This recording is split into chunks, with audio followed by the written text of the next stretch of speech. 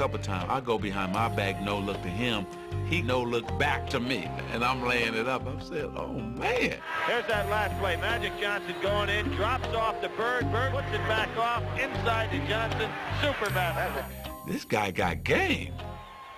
They had some wonderful moments on the court, but they probably spoke to each other 4, maybe 5 times during that entire time period, and it was more like, hello, how are you this morning, Larry? I'm good, Magic. What'd you have for breakfast? Don't remember. Have a nice day. But such curtness was hardly strange coming from Larry Bird, who was not only one of college basketball's best players, but also its biggest enigma. I think he was a mystery to the extent that he wanted to be a mystery. He didn't enjoy doing interviews. He didn't go out of his way to do them. He wasn't particularly good at them.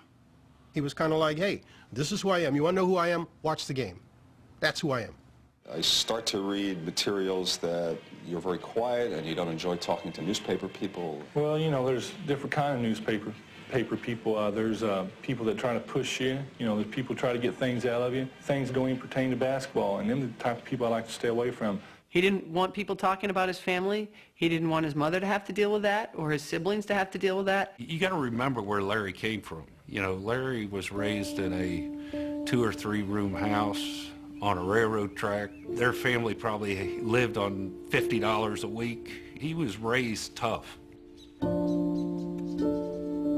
Larry Joe Bird grew up in southern Indiana, in the twin towns of French Lick and West Baden. The Valley, as locals call it, was a tough working-class area. Tiny and remote, it was one of the poorest places in the state. I didn't know that people made millions of dollars. I didn't know that everybody had a family car. I was in my own cocoon. I was in a small town with the people I knew, and I thought I'd live there for the rest of my life. Arriving Pearl Harbor Day 1956, Larry was the 4th of 6 kids born to Georgia and Joe Bird. Early on, he and his older brothers earned a reputation around the Valley. We were always considered troublemakers. We're either fighting amongst ourselves or there was always one of us fighting somebody. Larry was always one that kind of instigated things, you know. If I get my brother in a fight with somebody his age, I was happy as hell, because I like to see him get beat up, and that's just the way it was. If I got in a scrape with some kid and my brothers didn't come to my side, they knew that when he got home, my dad was going to whip him.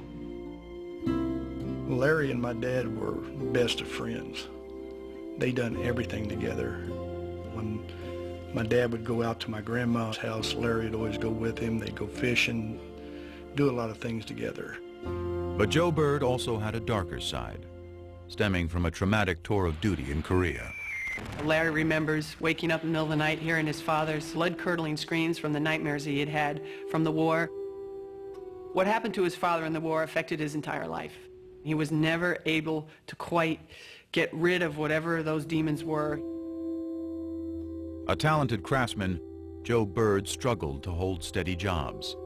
And even when he was working, his demons would, on occasion, drive him to the bottle. There were times when Joe went out with the guys and had a few beers and the wages didn't come home that night. And that didn't happen every day. It happened once in a while, but when money is as tight as it was for the Birds, once in a while was a major problem for their family. My mom sometimes worked late, and sometimes she had 2 jobs, but that's the way it was. I worked at school during my lunch hours, worked at the local grocery store, put up hay in the summer. I mean, if you wanted money, you had to get it on your own. To young Larry, actions spoke louder than words. He was very quiet, kind of hung to himself a little bit. I saw Larry take an F in an English class because he had to get up in front of his peers and give a speech. So I won't do it. But he just could not get up in front of his friends and talk. He was that shy. Of course, next thing you know, when he knew it was time for all of us together at the gymnasium, well, there he'd be. The minute he'd get a basketball in his hand, things were totally different. Basketball was just, it came to me, seemed like easy. I didn't have the quickness, I didn't have jumping ability. I just thought the game out. By his senior year at Springs Valley High, Larry Bird had sprouted into a star. But Bird was from the Valley, hardly a hotbed of talent in the big-time world of Indiana hoops. The first thing they say, well, they don't play nobody down there. He's from French Lick. They don't play nobody. I think that put a chip on his shoulder, always having to prove who he was and how good he was. He was good enough for Indiana University's Bobby Knight to come calling late his senior year. And folks in the Valley couldn't have been prouder. Their local hero was heading 60 miles north to play ball for one of the best college teams in the land. Once I got to IU, it didn't take long to realize that I was out of my cocoon, had over 30-some thousand students, that I didn't have the funds. First week and a half, I thought, man, this ain't gonna work. He left after 24 days. Let my mother down. She didn't talk to me for 2 months, but it didn't matter what other people said. To this day, I don't care. Back in French Lick, Bird took to working for the city, hauling trash and painting park benches. Meanwhile, by that winter, his father's demons had taken him to an even darker place. By this point, Joe and Georgia were divorced, and he was behind in his payments to the family. The police came by, and of course they all knew him. So Joe said, hey, I need a few hours to get my affairs together before you take me away. So he called Georgia and he said, you guys will be better off without me, and I'm going to take my life. And he put the phone down and he killed himself. He shot himself. When Dad passed, you know, it hurt Larry. I mean, that was his best friend. He's gone now.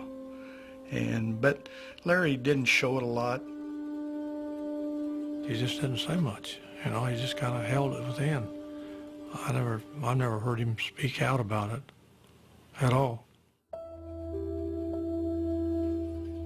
I was mad when I heard about it, and I was madder after the funeral because I thought he sort of cut out on us during a tough time. But you know, he went through a lot in his life. He did what he had to do. If Bill Hodges hadn't been as persistent as he had been, Larry Bird might never have existed in any of our minds. I believe that with all my heart. I really do. It was Bill Hodges, a young coach from Indiana State University, who convinced Bird to give college hoops another shot. So with a promise to his mom to graduate, Bird headed to Terre Haute and ISU, a school that never so much had been to the NCAA tournament. Once I started playing, it's the same old thing. You know, he's at a small school and he ain't playing against anybody, which is fine. Still dominated. Wherever Hoosiers gather, they no longer talk of weather. Indiana has a new state bird. Now his claim to fame is just the way he plays the game. Indiana has a new state bird. It's not the Cardinal now. Hey Larry, take a bow. Indiana has a new state bird. By the time he had led tiny ISU as a senior to a 33-0 record and a spot in the '79 title game, Larry Bird had become, alongside Magic Johnson, the talk of college basketball. Just a year after sharing the court on Team USA, they were back together. And the day before the big game, Magic couldn't wait to greet his old playmate. Indiana State was on practicing, and we were waiting in the tunnel. We got there early. I wanted to definitely say hello to Larry, you know. When they came through, it was like nobody would say nothing. I wanted to go toward him, like his guys, like made sure that he didn't say nothing. And then they kind of started snickering, like, Michigan State, you in trouble. We're going to kill you guys tomorrow. I probably did snub him. I don't remember it, but I'm sure I did. I didn't want any, you know, like I call it love fest, hugging and slapping high fives with opponent. You're there for a reason. You're there to win a game. That just said it's on now. It is Indiana State against Michigan State. I'm Bryant Gumbel, and the fans here are going bananas. I mean, let's face it, if Larry Bird were black and came from Chicago, it wouldn't have been as big a deal. They were polar opposites. One black, one white, one outgoing, one shy. That was the charm of the attraction. The Bird against Magic. All of the superlatives have been used, and believe me, all of them have been warranted. Heading into the tournament, Magic was the bigger star. But by tip-off, it was Bird. Having hardly missed a shot,